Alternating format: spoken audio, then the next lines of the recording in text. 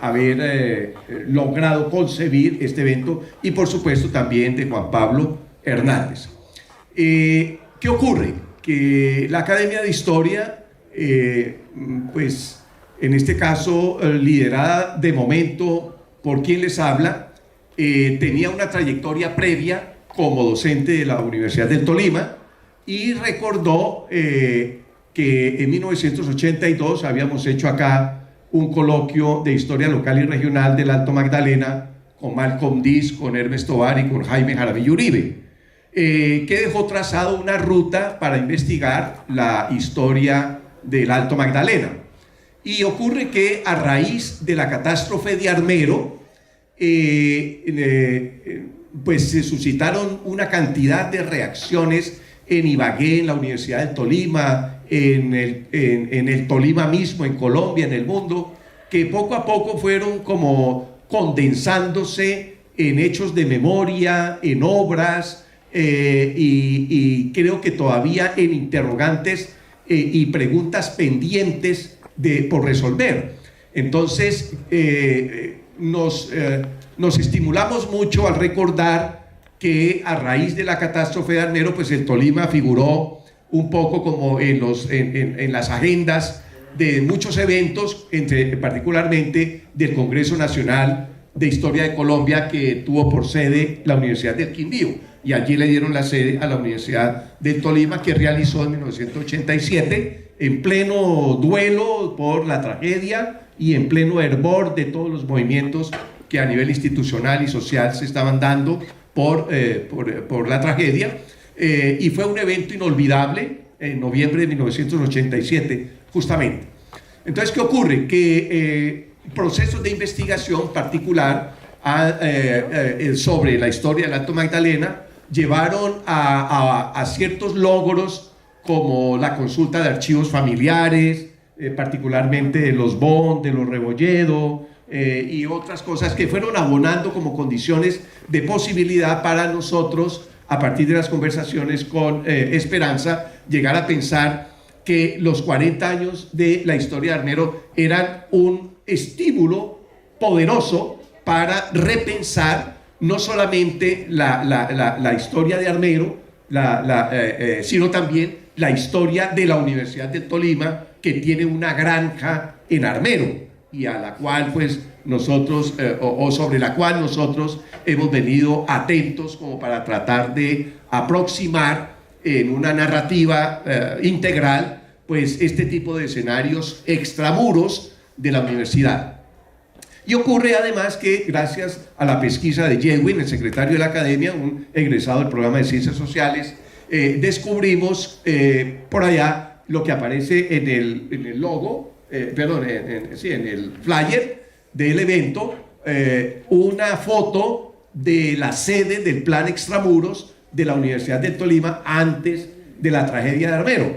Y pues yo entré a la Universidad del Tolima como profesor del plan extramuros, y me pareció extraordinariamente motivador y estimulante que hoy, con este evento, con este panel de escritores armeritas, nosotros estemos rindiéndole desde la Academia de Historia del Tolima un homenaje a la Universidad del Tolima por sus 80 años, y particularmente pues, el ofrecer los avances que hemos hecho, los aprendizajes que hemos hecho con todos estos autores que ustedes tienen ahí en la mesa principal, de aspectos variadísimos, no solamente de la tragedia, sino también de la historia del Tolima, de la historia de Armero, de la historia de Colombia en esa coyuntura, etc. Nosotros sabemos que esta es una universidad pública y que el evento que nos convoca hoy, pues bueno, no exactamente el que nos convoca hoy. La tragedia de Armero pues está articulada a un evento previo que fue el holocausto del Palacio de Justicia, sobre el cual pues también haremos conmemoraciones a finales de este año.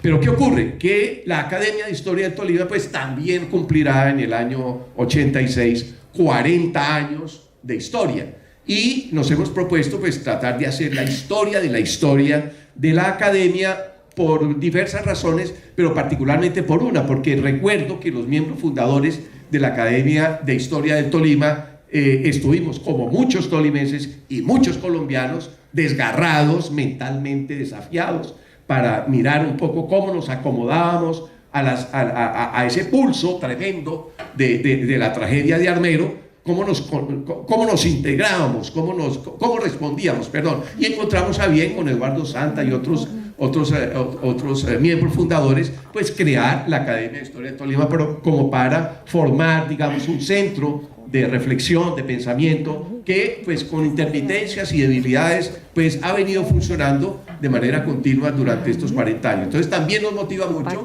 el estar preparando esto con motivo de los próximos 40 años de la Universidad de Tolima. Pero bien, el caso es que acá en la mesa principal, ya Sara nos va a hacer la presentación de todos y cada uno de ellos, pero de lo que estamos completamente ciertos es que estamos en un momento privilegiado de reunir a estos armeritas, a estos escritores sobre armeros tan selectos en este auditorio. Nosotros sabemos que no están todos los que debieran ser, ciertamente está por ahí otro autor, José Luis, está Ricardo, que entre otras cosas es autor de una obra que nos ayudó a esclarecer radicalmente cómo fueron las circunstancias en las cuales la lucha de los armeritas fue un factor decisivo para que el gobierno nacional le hubiera titulado a la Universidad de Tolima los predios de la granja de Armero.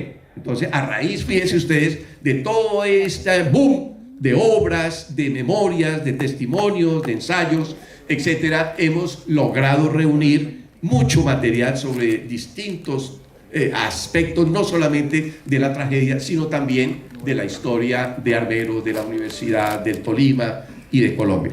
Estamos muy agradecidos con la presencia de todos ustedes y esperamos que este conversatorio que voy a coordinar sea muy provechoso para los estudiantes de uno de los colegios fundados justamente en la Ciudadela Simón Bolívar, el Colegio Ciudad Luz. Ustedes saben que en la Ciudadela Simón Bolívar creo que hay 3 o 4 colegios para los descendientes de los armeritas, porque es un barrio básicamente formado por sobrevivientes de la tragedia. Entonces ellos son estudiantes del Colegio Ciudad Luz. Habíamos invitado al otro colegio, al Alfonso Palacio Rudas, pero de momento no sabemos.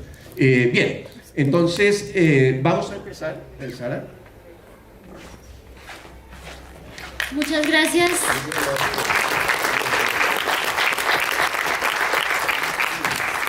Muchas gracias al doctor Hernán Clavijo por sus palabras. Vamos con el tercer punto, que es la presentación de los panelistas.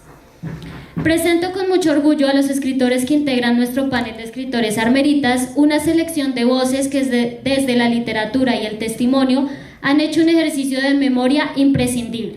Primero, Luz Nelly García, importante autora de libros como Armero, un luto permanente y Armeritas viviendo en el exilio. Segundo, Francisco González, profesional en estudios literarios de la Universidad Javeriana y Magíster Internacional en Políticas Culturales y Desarrollo de la Universidad de Girona. Entre sus obras están Epitafios, Algo de historia hasta esta tarde pasando por Armero, Amor y frascos y Cábalas y alcábalas. Tercero, Jairo Bonilla, fue miembro de la Comisión Quinta de la Cámara y participó en la Comisión Accidental del Congreso para atender la emergencia de Armero. Su obra más destacada es Nos sepultaron vivos. Cuarto, Jorge Montealegre, quien fue piloto y es más conocido como el capitán Jorge Montealegre. Es escritor del libro Historias de Armero. Quinto, Alexander Ruiz, profesor titular de la Universidad Pedagógica Nacional de Colombia, investigador en el campo de la formación ético-política, doctor en Ciencias Sociales de Flasco, Argentina, magíster en Educación y Desarrollo Comunitario, psicólogo y filósofo. Entre sus obras están Arte y Duelo, Memorias de las Madres de Soacha, y El puente está quebrado, ¿con qué lo curaremos?, el legado de la Comisión de la Verdad en la escuela.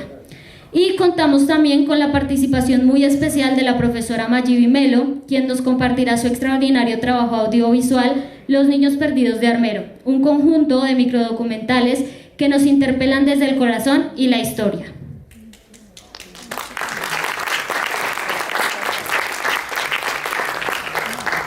Cuarto, primera sesión del panel. Damos inicio ahora a la primera sesión del panel en la que escucharemos a algunos de nuestros invitados compartir fragmentos de sus obras, anécdotas, reflexiones y vivencias en torno a Armero. Bueno, entonces vamos a iniciar en esta primera parte del conversatorio con Luz García. Las mujeres tienen la palabra. Entonces, lo que queremos es que el auditorio y los mismos panelistas conozcamos detalles, ¿no? Circunstancias, situaciones, motivaciones, entre comillas, de golpe, fragmentos de todo eso que nos llevó en un momento dado de la post-tragedia a asumir ese duelo ya con la escritura, es decir, de tratar, como ustedes saben muy bien, de que los hechos no quedaran en blanco, que la memoria colectiva se alimentara desde la experiencia literaria, desde el ensayo, desde el testimonio, desde la historia misma, con relatos, con narrativas en diversos lenguajes que nos puedan hoy servir a nosotros para ubicarnos con respecto a este acontecimiento. Entonces empezamos con Luz, dándole la palabra para que ella espontáneamente nos hable de sí misma, de su obra, en 10 minutos.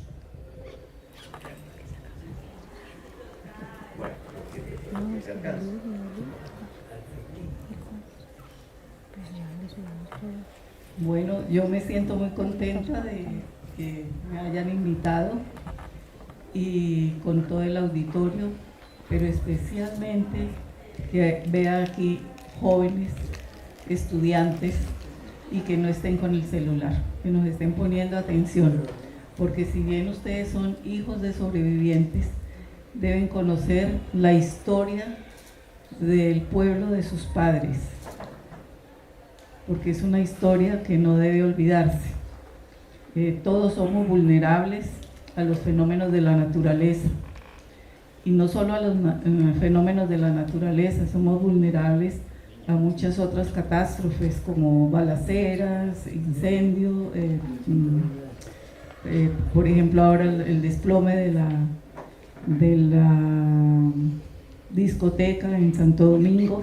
Entonces todos somos vulnerables y debemos tomar conciencia del paso que hay entre la dicha y el infortunio. Pasó en Armero y pasa en muchas partes, y ahí donde suceden cosas que nos obligan a volver a la geografía, a buscar sitios que ni conocíamos, como cuando se destruyó el pueblo de Gramalote, que no sabíamos dónde quedaba, entonces busque a ver dónde queda. El terremoto reciente que hubo en Asia, también uno busca en el Atlas a ver dónde queda. Entonces son catástrofes que nos obligan a mirar el mapa, a recordar o a conocer. Y pasó con Armero. Armero era desconocido totalmente en muchas partes de Colombia y en el mundo, pero a raíz de la tragedia, al día siguiente, el 14 de noviembre, ya era noticia mundial, y ya las estatuas de lodo, digamos, eran imágenes en la televisión de todo el mundo, y pasamos de ser un pueblo anónimo a ser conocido mundialmente por una desgracia, digamos, porque eso fue lo que sucedió en Armero.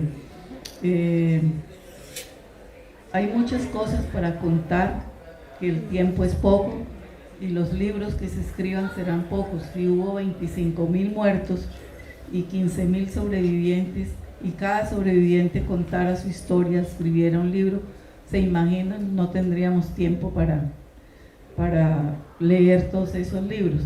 A mí me pasó algo, una anécdota. Estaba presentando el libro en la Universidad del Magdalena, y del público se paró una señora. Entonces me dijo, ¿puedo decir algo? Claro, sí. Me dijo, yo soy sobreviviente de Armero, y yo me salvé en una colchoneta, se desbarató la cama, pero yo floté en una colchoneta. Yo leí su libro, y para mí el libro suyo ha sido los ojos de la tragedia que yo no vi. Yo conocía mi caso, pero no conocía tantas historias, ni cómo sobrevivieron otros. Entonces, en conclusión, la tragedia todos lucharon contra lo mismo, contra el lodo, contra la muerte, en las tinieblas, con la soledad, con el silencio, con el desconsuelo, pero cada uno luchó de una manera diferente. No a todos les tocó igual, ni desde el mismo ángulo. Entonces, pues no sé si más adelante pueda leer algún fragmento, ¿sí?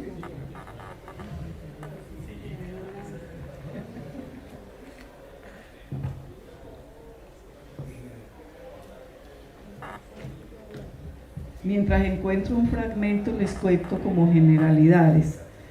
Cuando yo no soy sobreviviente directa de la tragedia, porque yo vivía en Santa Marta y ese mismo día viajamos, y cuando llegué a Armero, llegamos el jueves, pues no a Armero, sino hasta Guayabal, que era donde se podía llegar, y eso era una cosa terrible. Desde Honda, los andenes eran llenos de sobrevivientes, pero todos en la misma actitud, todos eran agachados, como si tuviesen pena de su dolor, con los ojos edematizados, con los pies lacerados, algunos casi desnudos, nadie hablaba, el pueblo era gris, totalmente cubierto de cenizas, los carros a toda velocidad llenos de trasteos, de gente, y uno quería hablar con un sobreviviente, pero ellos no contestaban.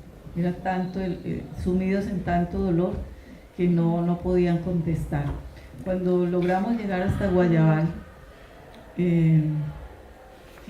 quisimos meternos, a mí me acompañó mi esposo siempre, quisimos meternos así como por un caminito que vimos, a ver hasta dónde podíamos llegar, y yo pisé algo y casi me caigo. Entonces cuando me balanceé, yo miré a ver qué era, porque pensé que era una piedra, y era la cabeza de un bebé, y eso a mí me dolió mucho.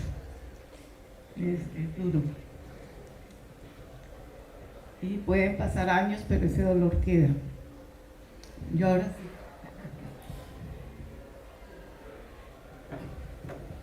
Bueno, entendemos que después de 40 años, el tamaño de esa herida, las resonancias, las imágenes, lo que está ahí en el inconsciente de cada persona que la vivió, sigue liberando códigos pendientes de interpretación, de racionalidad. Por lo pronto, mientras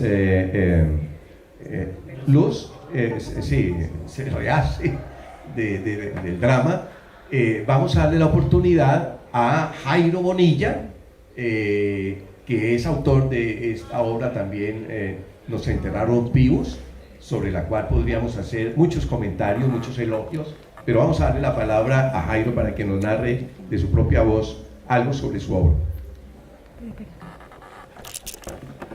Muchas gracias. Primero que todo, un agradecimiento muy grande de corazón por esta invitación que nos ha hecho el profesor Hernán como presidente de la Academia de Historia del Tolima.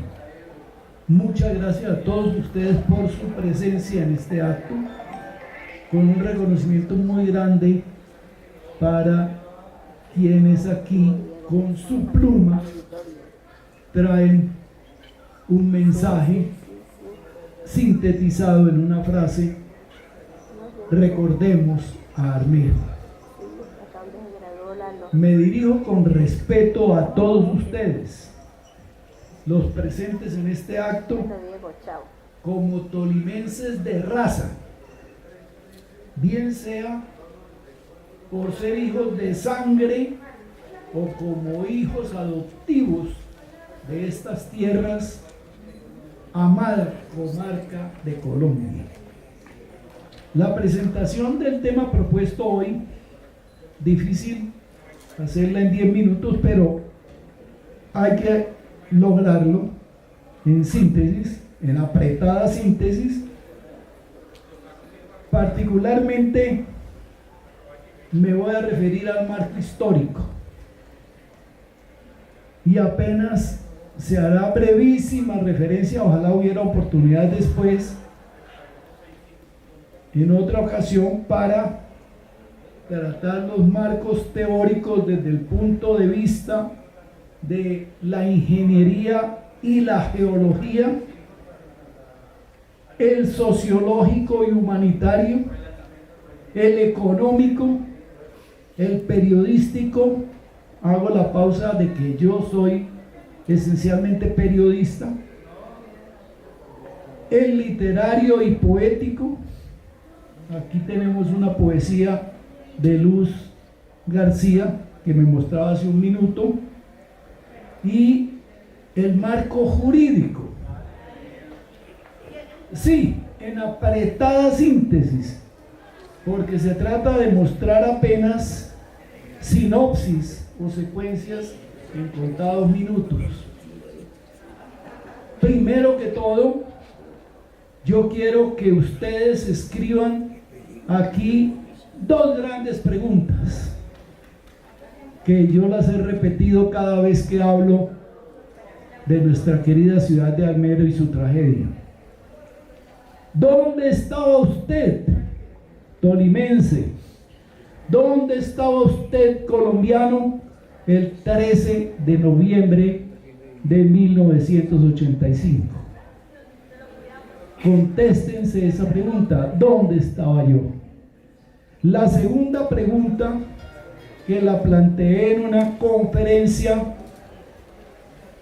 en la Universidad Sergio Arboleda de Bogotá: ¿hubiera podido evitarse esta terrible catástrofe? La respuesta, una de las 1000 respuestas, yo la voy a dar al final. En el marco histórico, y no me vayan a interpretar mal, los números mágicos casi todos fueron múltiplos de 5. Y el número 13, el peor día, el 13 de noviembre de 1985.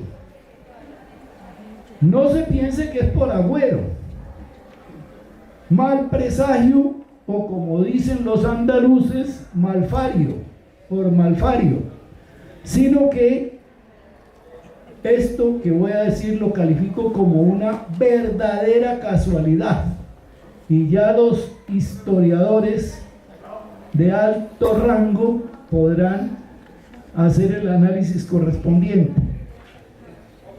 En la página 8 de mi libro, Nos sepultaron vivos, se reseña los antecedentes de la actividad del volcán. Se puntualizan así: el 12 de marzo de 1595, época en que se le denominaba volcán de Cartago, su erupción, y esto está entre comillas, causó estragos abrazando la tierra donde iban pasando e inundando todos los potreros. Menos mal que eran potreros y no gente, como sucedió el 13 de noviembre.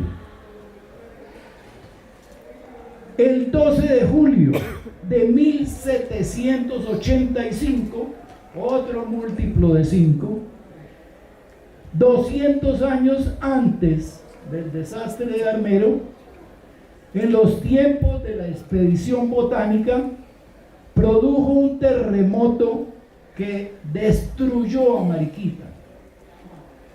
Y el 19 de febrero de 1845, otro 5 por ahí, provocó otra tragedia en que murieron más de 1000 personas en la misma provincia de Mariquita. Como aconteció el 13 de noviembre de 1985, el torrente, y esto también está entre comillas, dividido en 2 brazos, siguió por los valles de Lagunillas y Santo Domingo hasta el río Magdalena, arrasando con todo a su paso. luego el bendito volcán de Cumandai, como yo lo llamo, el bendito volcán de Cartago, como lo llamó Fray Pedro Simón, el autor de esta frase, el cronista autor de esta frase. Y para los colombianos y para el mundo entero es el Nevado del Ruiz. Por aquí hay alguien de apellido Ruiz. Afortunadamente nadie sabe a ciencia cierta por qué se llama el volcán Nevado del Ruiz. Eso hace parte de otra conferencia, porque hubo dos Ruices a quienes le atribuyeron el nombre, el que de ahí hubiera salido el nombre de Nevado del Ruiz, pero ese es tema de otra charla.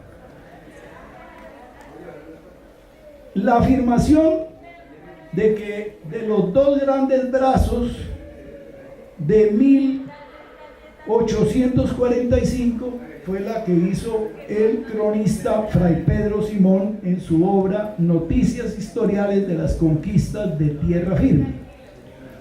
Otros investigadores del asunto hablan de una avalancha menor en otro múltiplo de 5, en el año 1700. Y como si lo anterior fuera poco, oigan esto bien, algunos dijeron, poco después de la tragedia del 13 de noviembre, que podríamos estar tranquilos. Yo no estoy tranquilo. Que podríamos estar tranquilos porque las nuevas erupciones violentas ocurrirán en 2095 y 2235.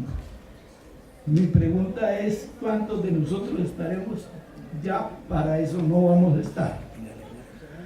Hasta aquí la primera sinopsis. Y vamos a ver si alcanzo una paginita más.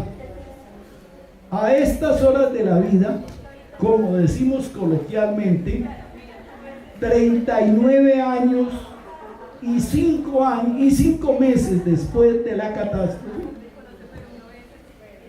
no nos atrevemos a aventurar un balance exacto, confiable, de la tragedia ocasionada por el volcán Nevado del Ruiz. Importante lo que dijo hace un momento Luz García, de 25.000 muertos, 15.000 sobrevivientes. Resulta que yo me he quemado las pestañas en estos 39 años a ver si encontramos unas cifras aproximadas de lo que ocurrió, pero se me sale de la computadora porque no se diferencia entre muertos y desaparecidos, y sobre todo en estas catástrofes naturales por terremotos y erupciones de volcanes. Siempre que ocurre un terremoto, la primera información a los 20 segundos en la tecnología periodística moderna, en 20 segundos, 10 segundos están diciendo, se cuentan hasta el momento 25 muertos. Y eso antes nos alarmaba. Y resulta que a los 2 o 3 días, a medida que avanzan las noticias, comienza a subir ya a miles de personas. A miles de personas. En el caso de Armero, en el primer informe, nunca ninguno de los periodistas de esa época, y hay que reconocerles, ni Juan Gozaín, ni Francisco Tulande, ni Germán Santamaría, Javier Darío Restrepo y muchos otros que estuvieron al otro día, como en el caso de Luz García, que nos dice que el jueves 14 de noviembre estaba ya por ahí en la zona de tragedia. Yo llegué días después 2 o 3 días después. No se atrevieron a decir un número de muertos, sino muchísimos muertos. Y fue borrado del mapa. Frase que nos hizo estremecer: Armero borrado del mapa. Y muchos miles de muertos. Sobre eso, y me perdonan de pronto, pero esto hay que actualizarlo. Hoy recomendamos a los preocupados, con esto termino, qué pena, a los preocupados por las estadísticas que nos digan en alguna aproximación cuáles fueron las cifras de víctimas mortales en la zona afectada, municipio por municipio. La primera dificultad para cumplir dicha tarea la encontramos en tratar de establecer, como lo dije antes, la diferencia entre muertos y desaparecidos por separado. Óigase bien, por separado debemos contabilizar cuántos fueron los heridos gravemente lesionados. Incalculable. ¿Cuántos fueron los heridos leves? Incalculable. Y los sobrevivientes, mucho más incalculable.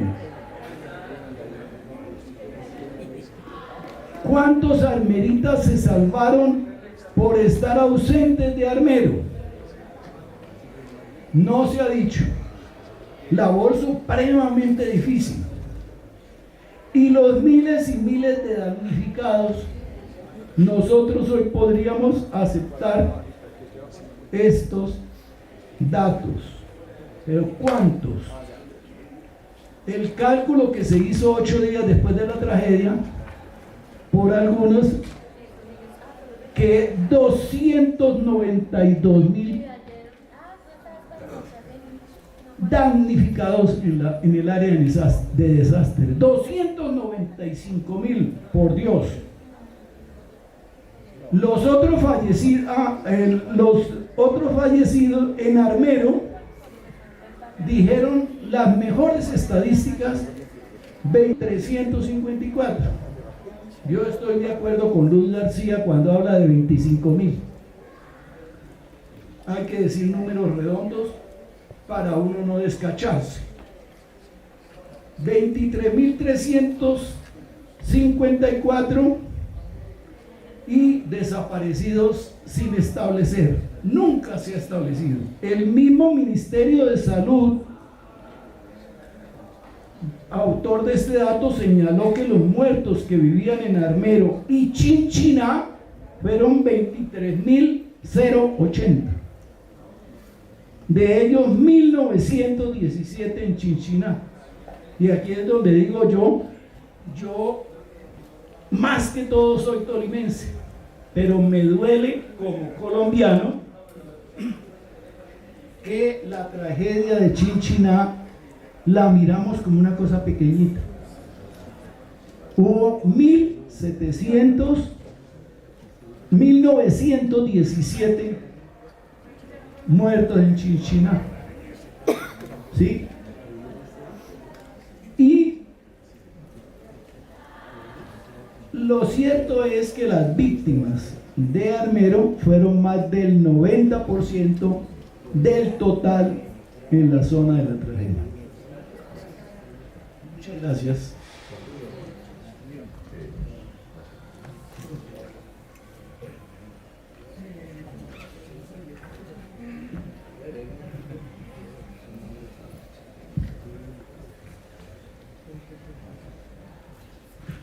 Encontré aquí, yo quisiera leer todo el libro, pero encontré aquí algo que me estremeció como un año después, cuando ya pude entrar allá, y un relato que me contó un señor que era guardián de la cárcel. Entonces, en una visita que hice a Armero, pasando por la calle 12 frente al parque, escribí: un escalofrío me detuvo frente a la cárcel. La conocí en una visita de misericordia organizada por el colegio y me vino a la mente la noche del 13 de noviembre. Me metí en sus zapatos de presos y sentí su sufrimiento y su dolor. Allí de pronto no hubo preámbulos de angustia. En su cautiverio no debieron ver la lluvia de ceniza ni percibir el olor a tragedia de aquella noche azufrada. Tal vez no escucharon los gritos perdidos ni vieron los ojos desorbitados de pavor. Quizá mientras la gente corría con pánico por las calles, ellos dormían plácidamente para más tarde, en un ingrato sueño, ser engullidos por las tinieblas y sepultados por el lodo. O quizá sufrieron más que los demás porque tenían la certeza de que allí no tenían ninguna oportunidad de salvación. Eran unos 70 u 80 pájaros con las alas rotas en una jaula con candado. Vanos debieron ser sus gritos y lamentos, sus lágrimas y súplicas, sus intensos para romper los barrotes de las celdas. Hablando de los presos.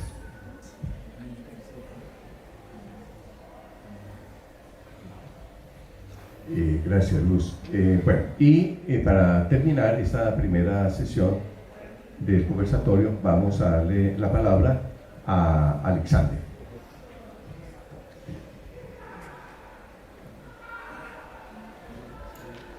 Muchas gracias, Hernán, por la invitación. Es un gusto enorme compartir este espacio con paisanos, con colegas que hemos intentado pasar por la escritura nuestra relación con la memoria de nuestro pueblo, nuestras nostalgias. Muchas gracias a los paisanos y paisanas que están acá y a los, no sé, supongo yo, nietos de armeritas que nos acompañan atrás, a quienes esperamos de veras no aburrir mucho. Voy a leer un texto breve en el que Armero parece, bueno, en este texto que se titula La tinta indeleble, escrito en 2019, hay muchos relatos sobre Armero, en los que se menciona Armero, bien como telón de fondo, bien como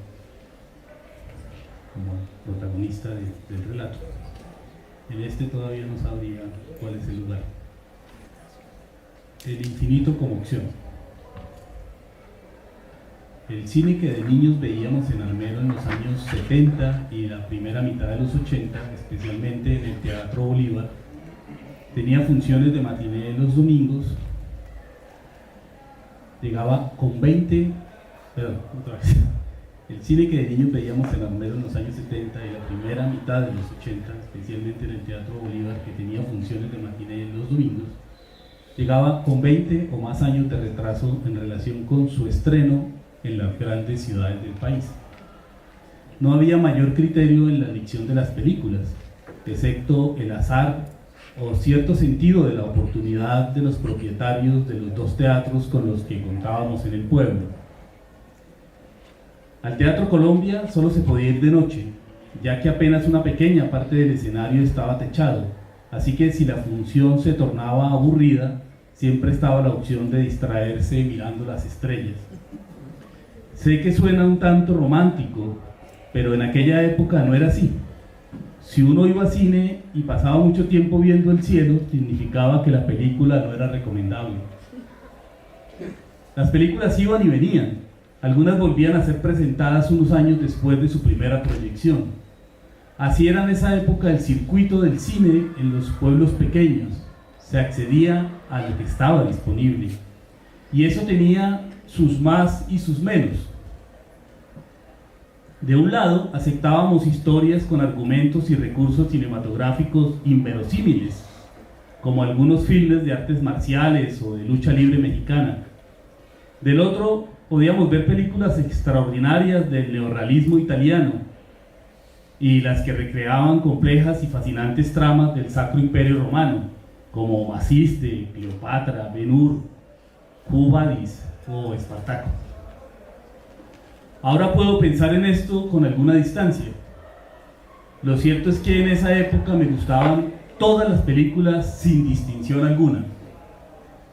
Las de Calimán y El Pequeño Solín, las de Bruce Lee, las de Blue Demon, El Santos y Mil Máscaras, las de Cantinflas, las de Viruta y Capulina, las de Sofía Loren, Alain Delon y Marcelo Mastroianni, las de Bud Spencer y Terence Hill, las de Tony Curtis y Elizabeth Taylor, las de Charles Heston, las de Clark Gable, las de María Félix, Pedro Infante y Antonio Aguilar, y por supuesto las de Brigitte Bardot. Me gustaban incluso las que en las noches del Teatro Colombia me hacían mirar por momentos las estrellas. En más de una ocasión, y esta experiencia la comparto con no pocos paisanos, vi cine en ese lugar mientras la lluvia resbalaba por mis mejillas y el sonido de la película competía con el de los truenos.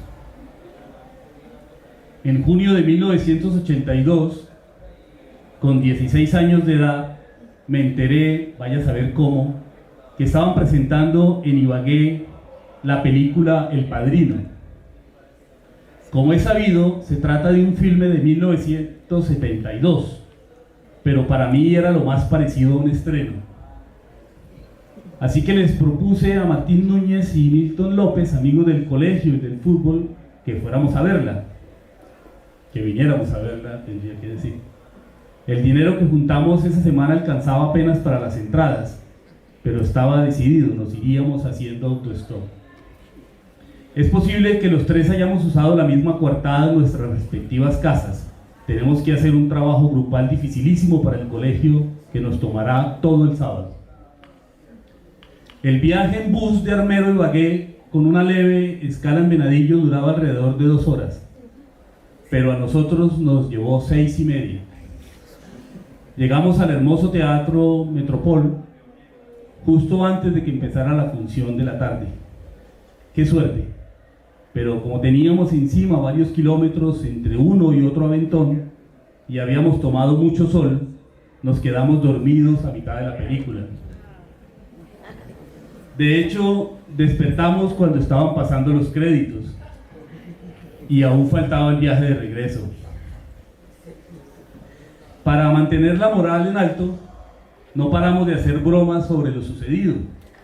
Martín insistía en que el viaje había sido divertido, especialmente la parte en que tuvimos oportunidad de bañarnos en un riachuelo en algún tramo del camino. Como sea, con el manto de la noche cubriéndonos, de pronto estábamos en el retén del Salado a las afueras de Ibagué, con la ilusión de que la suerte nos cambiara. No pasó mucho tiempo hasta que un camionero que casualmente se dirigía a Armero se apiadó de nosotros. Así que hicimos el viaje de regreso en la carrocería de un destartalado Dodge 600 justo arriba de la carga. Poco nos importó de que se tratara de bultos de gallinaza. A esa altura del partido era lo más parecido a un milagro. Así que la primera vez que fui a ver cine a un teatro distinto a los de mi pueblo, casualmente la película que la crítica especializada considera el mejor filme de todos los tiempos, me quedé dormido a la mitad y llegué a casa a medianoche oliendo a mierda de gallina.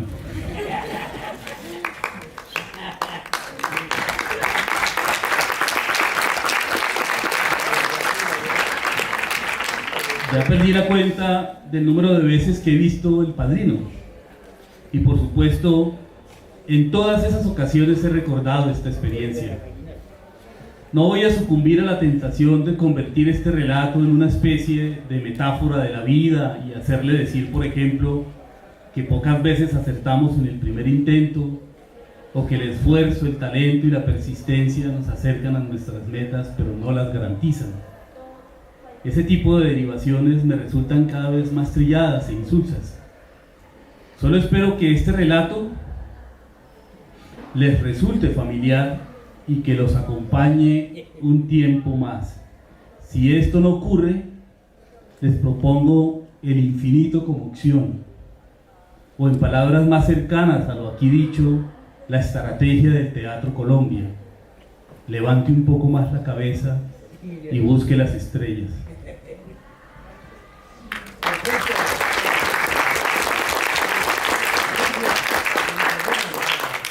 Bueno, Entonces, cumpliendo esta primera ronda del conversatorio, vamos a darle paso a la profesora Mayibi para que nos hable, nos presente su trabajo sobre los microdocumentales de Armero y hacemos un poco más dinámica la sesión. Buenas tardes, muchísimas gracias por la invitación. No soy armerita, pero desde que conocí la historia de los niños perdidos de Armero, cuando conocí a Francisco González, sentí que como colombiana era mi deber y mi obligación trabajar por la memoria de uno de los hechos más difíciles para nuestro país. Y bueno, le agradezco a Alexander porque acaba de hacer una introducción justa para este momento. Viviste toda una película, ahí hay un guión para una película.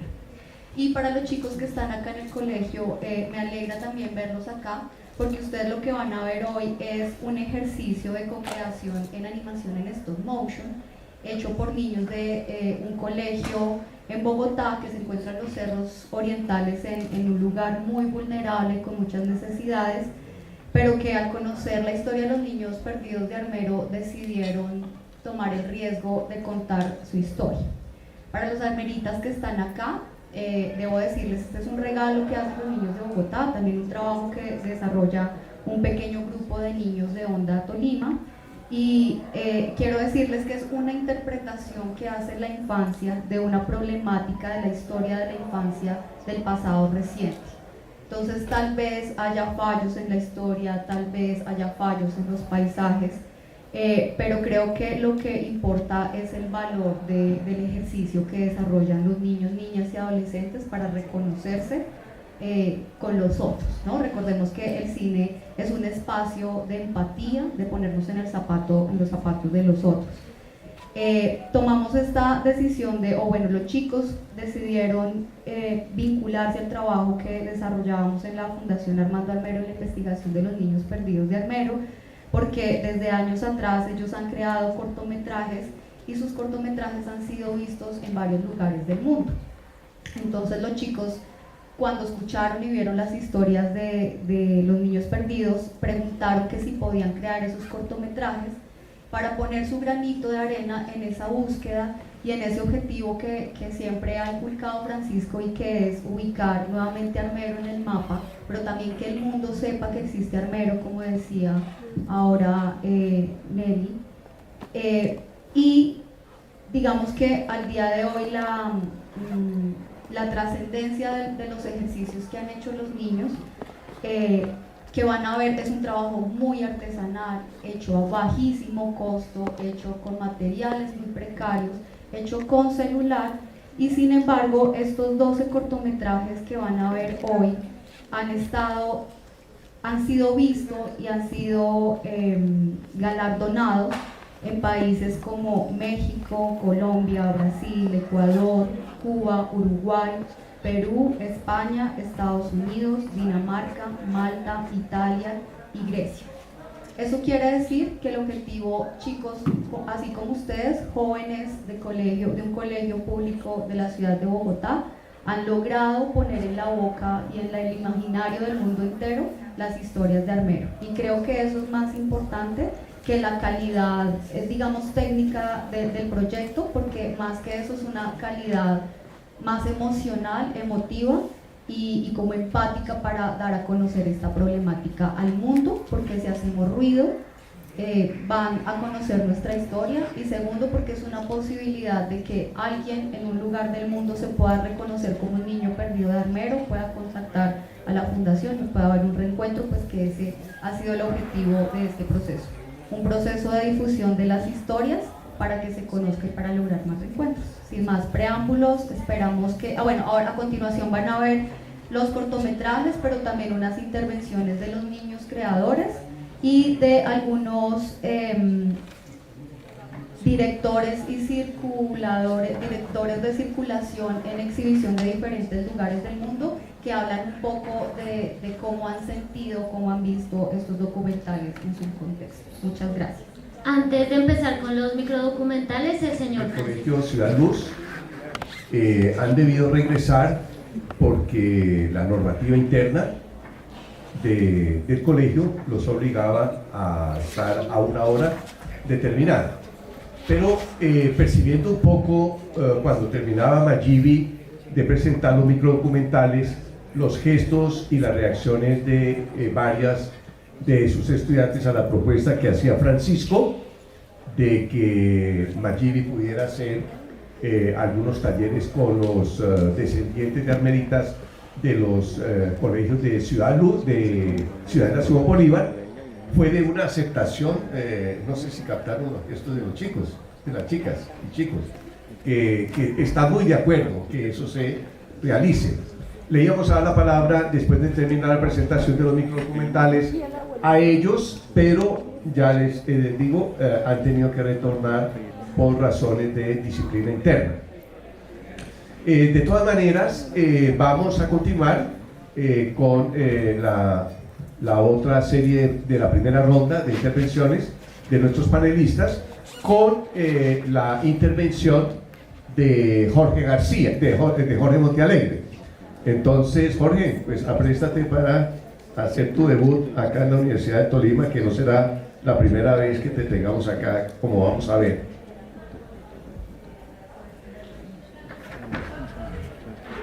Muy buenas tardes para todos los presentes. Fundamentalmente agradecerle a la Academia de Historia de la Universidad de Tolima, al doctor Hernán Clavijo, esta oportunidad de expresar las razones por las cuales uno, después de ejercer una profesión, como en mi caso personal, y convertirme en escritor, fue el resultado de tantas emociones, de tantos sentimientos y de tantas duras luchas por preservar y conservar la memoria de nuestro pueblo. Yo no tengo ningún curso académico como escritor, pero soy un relator nativo, y mi libro data de cosas interesantes, simpáticas, jocosas y a veces ridículas que sucedieron en nuestro pueblo. El primer ejemplo del libro trata de 20 historias muy simpáticas todas, y tengo en ese momento preparado para poder editar el segundo libro. Si ustedes me lo permiten, voy a leer el capítulo que se llama Jogging, que va a ser un capítulo que les va a causar un poquito de simpatía y jocosidad. Con permiso.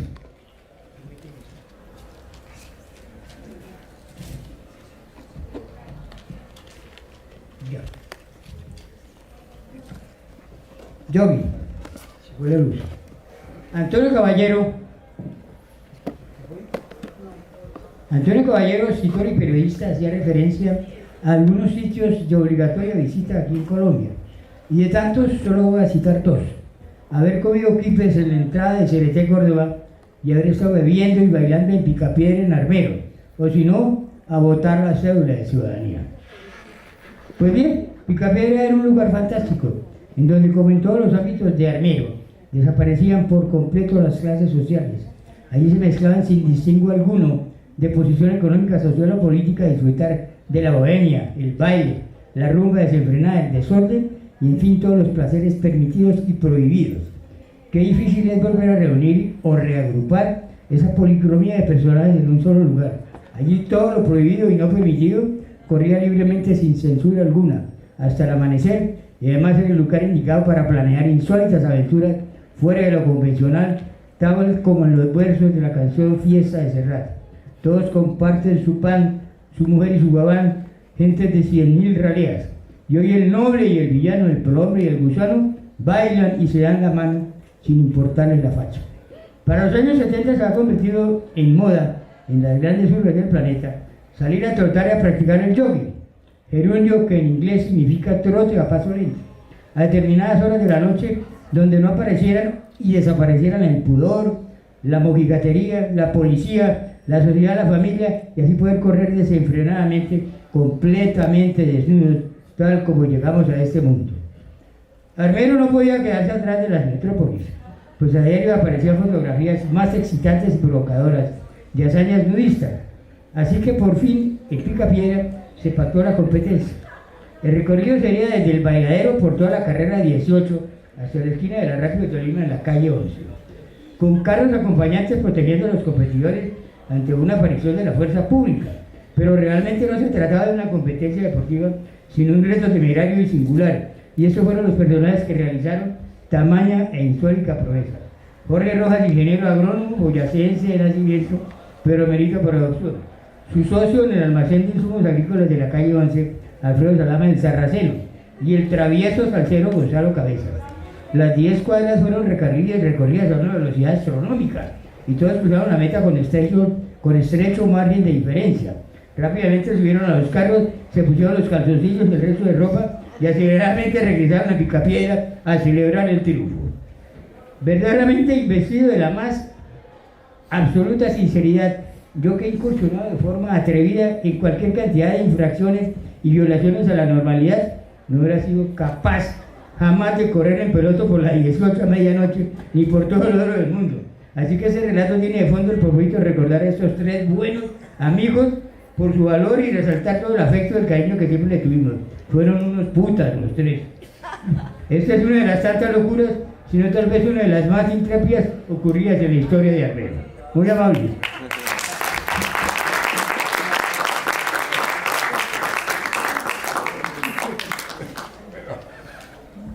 Para que no nos corte la hilaridad, Francisco, por favor, hazle haz tu intervención para terminar esta primera ronda. Jorge Montealegre, cariñosamente como Montini, con una memoria impresionante. No podría decir memoria de marihuanero, ¿cierto? Podría decir ¿sí? O sea, son como las memorias más selectas que hay, pero Jorge escribió un libro con unas anécdotas impresionantes que realmente uno relee, vuelve a leer, y además no solamente hacen brotar una sonrisa, sino también causan reflexión sobre todo lo que fue una ciudad, porque también pues siempre hay un fondo, no siempre pues en Jorge es risa, escribe además muy bien, o sea pues con esta prosa me emociona escuchar a Jorge oral y escrito, me emociona ver que llegó Juan Francisco Viana Giraldo, también acá que nos está acompañando, de la presidente de la Fundación Armando Armero, ¿sí? Entonces, ¿qué podemos decir de Armero? Uno podría hablar con Saramago y decir que hemos pasado del olvido a la indiferencia, ¿sí? Y ese es uno de los tópicos más delicados, junto con el tema de los niños perdidos de Armero. Y como decía anteriormente, antes de que la doctora Mayidi presentara sus documentales, yo creo que sería la preocupación más grande que tenemos todos los armeritas. Siempre se ha luchado veíamos a Maipresi, Tinoco, ¿sí? Al Feníbal con la ley 1632, que también me complace pues, que venga mucho acá, ¿sí? Y claro, hay cosas que se pueden realizar, otras imposibles, otras no, pero la herida más grande es la desaparición de estos menores. Estamos a puertas de los 40 años, es una última oportunidad histórica. Qué bueno que la Academia Colombiana, que la Academia de Historia de Colima sea consecuente, invitando a todos estos autores armeritas. Yo solamente pues quería decir eso, pues, básicamente, y me encantaría seguir escuchando a Jorge Montealegre con sus historias. Gracias. Muy amable para todos los presentes, para mis compañeros de panel, al doctor Ruiz, a la señora García, al doctor Bonilla, creo que se fue, no, ahí está, y por supuesto a Malimi, que tienes tanto afecto por nuestra historia y por nuestro dolor, y a Pacho, que es un compañero de infancia, de ayer, de hoy, de siempre, un amigo del alma, con quien compartimos muchísimas cosas antes de la desaparición de nuestro pueblo, en nuestra lejana juventud. La de él no tanto, pero la mía sí, la lejana juventud. Una feliz tarde para todos y bendiciones. Muy amables.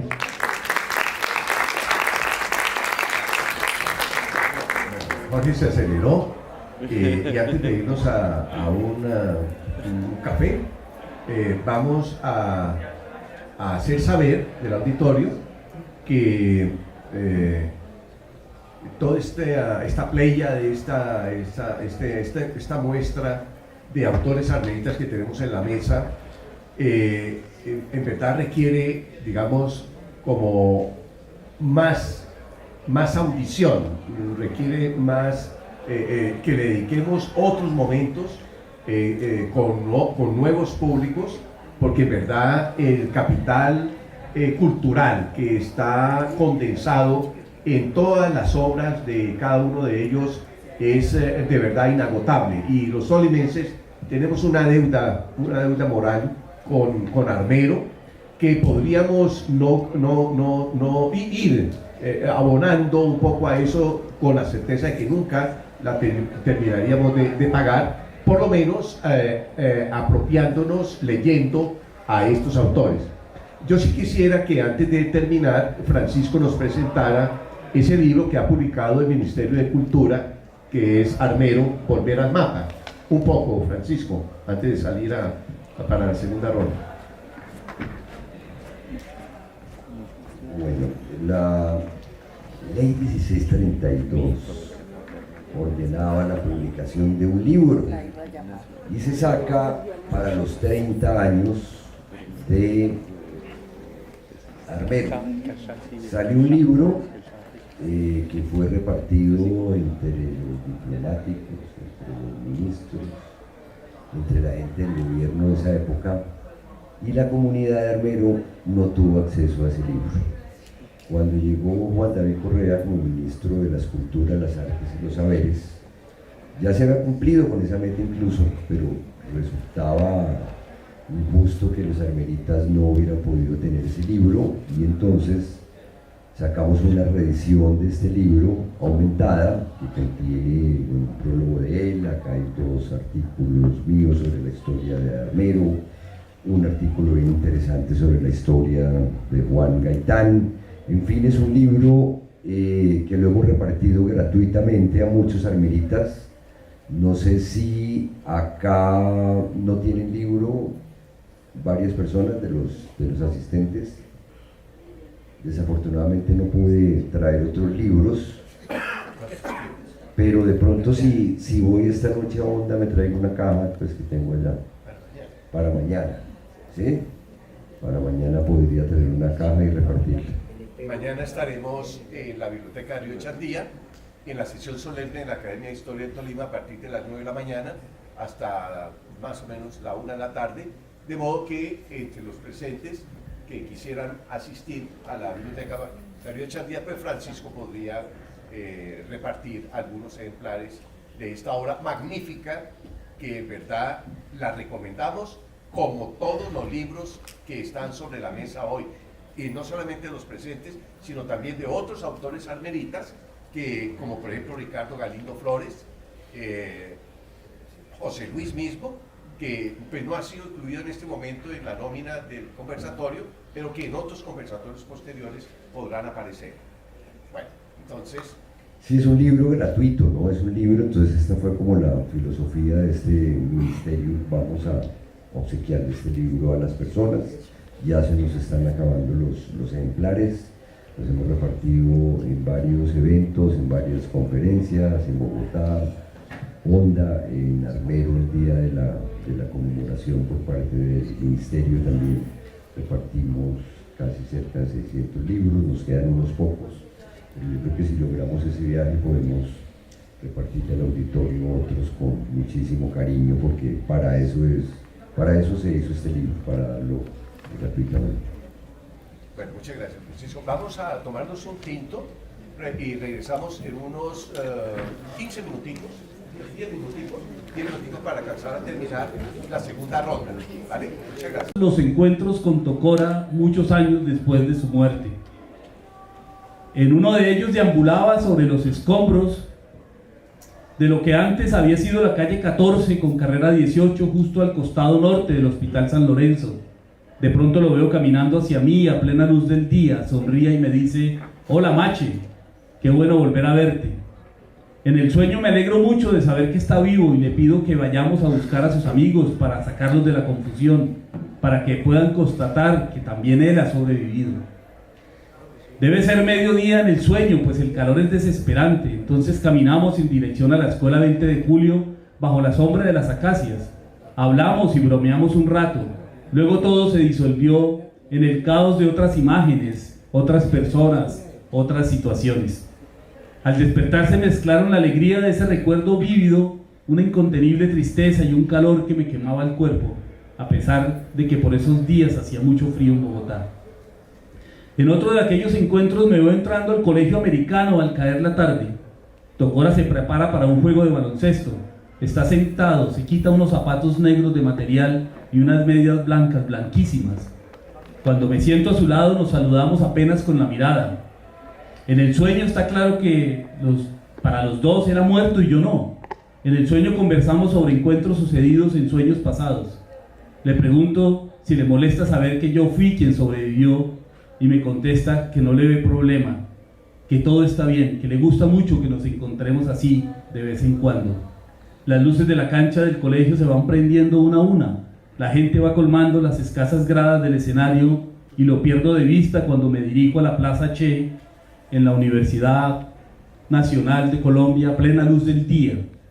Lo sabemos, los sueños son así, no respetan escenografía ni temporalidades.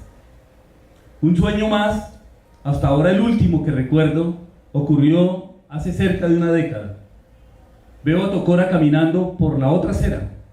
Los dos tenemos la misma edad de los encuentros anteriores, esa edad que uno tiene en los sueños que resume todas las edades, pero en las que aún nos vemos jóvenes. Es de mañana y en la calle en la que estamos se mezclan casas y locales comerciales de Ibagué y de Bogotá, especialmente de Bogotá, donde he vivido la mayor parte de mi vida. Una vez más nos saludamos con un intercambio de sonrisas y la complicidad de siempre que se actualiza en el hecho de volvernos a encontrar. Tocora se acerca, atraviesa la calle para darme la mano sin decirnos una sola palabra nos despedimos. Aunque la complicidad se mantiene, parecería que todo está dicho, que es posible que no nos volvamos a encontrar. Recuerdo que al despertar me quedé un largo rato mirando el techo, tratando de recuperar cada sensación, cada imagen de ese sueño y pensando que ya era tiempo de dejarlo ir, que en adelante podría intentar imaginar en la vigilia una vida posible, una vida alternativa para Juan Carlos Tocora, de quien he sido más amigo dormido que despierto. Quizás parte de lo que he hecho, de lo que soy, constituye esa vida soñada y compartida con Tocora. Quizás buena parte de lo que hacemos con nuestras vidas sea una suerte de homenaje a nuestros muertos, a aquellos que sabemos, que sentimos merecían una vida más larga y mejor. Me gusta pensar que cuando nos comprometemos con una buena causa, no solo somos considerados con las personas con las que interactuamos, sino que también le hacemos justicia a quienes ya no están con nosotros. Buenas tardes. Bueno, para finalizar este emotivo encuentro, quiero agradecer nuevamente a cada uno de ustedes por su presencia, su escucha y su compromiso con la memoria. Gracias a los escritores.